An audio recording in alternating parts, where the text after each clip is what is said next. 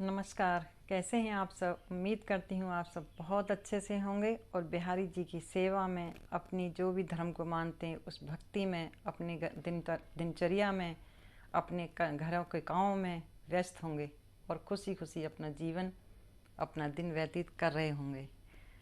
तो हर रोज़ की तरह मैं एक और कथा आपके सामने लाई हूँ बिहारी जी के चमत्कार की, और उम्मीद करती हूँ मेरी ये कथा सुनकर आपके मन में भी प्रभु की भक्ति के लिए कुछ तो विचार जरूर आएंगे। तो चलिए कथा आरंभ करती हूँ। सर्दियों का समय था और मंदिर के द्वार बंद करने का समय हो चला था। ठंड थी और बिहारी जी के बिस्तर लग चुके थे, उन्हें सुलाने की तैयारी की जा रही थी।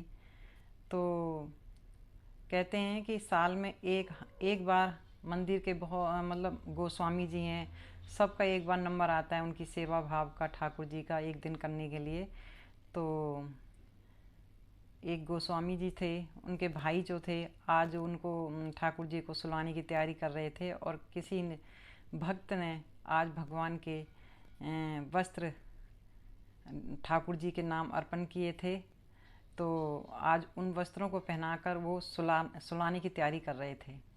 लेकिन वस्त्र जो थे बहुत हल्के थे, तो वो पहनाते पहनाते सोच रहे थे कि प्रभु आज तो आपको ठंड लग जाएगी इन कपड़ों में। तो ये कपड़े तो आपके लिए मैं पहना तो रहा हूँ, लेकिन इससे तो कुछ नहीं होगा। कुछ मन में विचार कर ही रहे थे कि कुछ गर्म कपड़े होने चाहिए।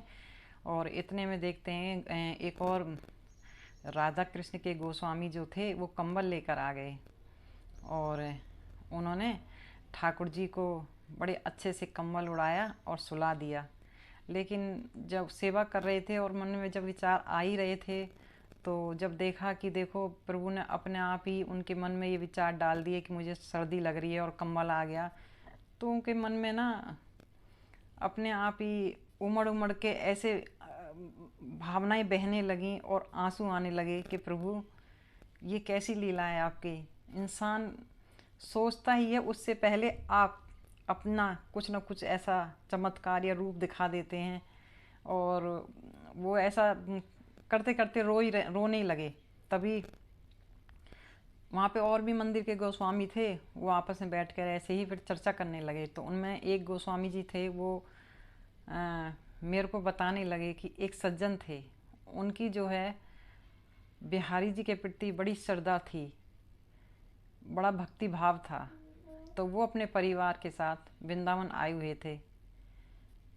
तो वो बुजुर्ग इतने थे, रिटायर हो चुके थे, कि वो सिर्फ इतना ही करते थे कि दोनों समय बिहारी जी के दर्शन करने आते थे और उसके बाद वो अपने आश्रम में ही रहते थे।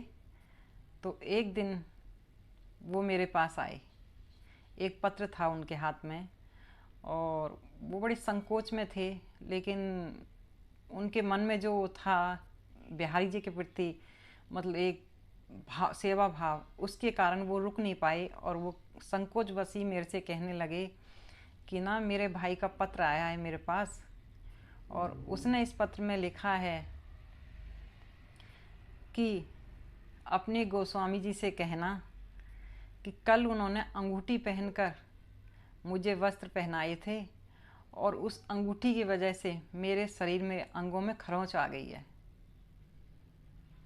अब जो गोस्वामी जी बता रहे हैं कि मैं उनकी ये बात सुनकर हैरान था, क्योंकि हुआ ये था किसी भक्त ने उस दिन अंगूठी पहनाई थी, और वो कह रहे हैं कि मैं जो है मैंने सोचा कि अंगूठी कहीं गुम ना हो जाए, खो ना जाए, तो मैंने वो अंगूठी अपने अंगुलों में पहन ली थी, और उस अंगुली को पहने पहने मैंने ठाकुर जी की सेवा की थी।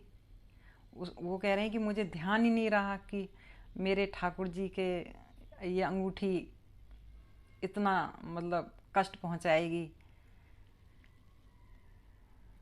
वो कहते हैं कि उनके पास शब्द नहीं थे। वो कह रहे हैं कि उन्होंने गोस्वामी जी बताते हैं कि मैंने उन सज्जन से बोला कि अपने भाई को पत्र लिख देना और उनको बोल देना, जवाब दे देना कि उन्होंने जो सपने में देखा था वो बिल्कुल सच था और ऐसा ही हुआ था। और वो सज्जन भी ये बात सुनकर हैरान थे। खैर वो धीरे धीरे अपने कमरे की तरफ जा रहे थे और जो गोस्वामी जी थे वो अपने पश्चाताप के आंसुओं से प्रभु की सेवा कर रहे थे। ऐसे हैं हमारे ठाकुर जी, हमारे बिहारी जी। राधे श्याम।